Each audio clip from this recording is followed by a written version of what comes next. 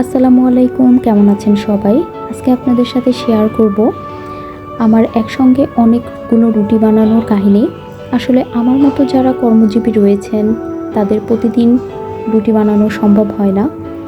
আমি যেটা করি সেটা হচ্ছে আমি প্রতি সপ্তাহের রুটি একসঙ্গে বানিয়ে ফ্রোজেন করে বক্সে রেখে দেই। তাতে আমার জন্য অনেক বেশি সুবিধা হয়, কারণ কাজ শেষে বাসায় যখন ফিরি তখন রান্না করে খাওয়াটাই আমার জন্য অনেক বেশি কষ্ট হয়।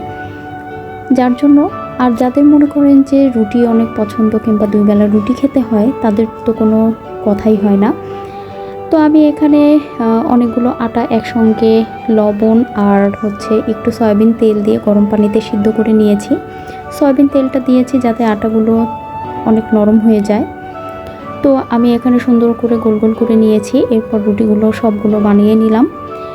বানিয়ে নেওয়ার পর এরপর আমি যখন রুটিগুলো ছেঁকলাম তখন দুই সাইড উল্টিয়ে পাল্টিয়ে রুটিগুলো ছেঁকে নিলাম এবং এগুলো রুটি একটি বক্সে একটা রুটির উপর আরেকটি রুটি রাখার জন্য মাঝে পলি দিয়ে নিয়েছি, যাতে রুটিগুলো লেগে না যায় আর ভালো থাকে।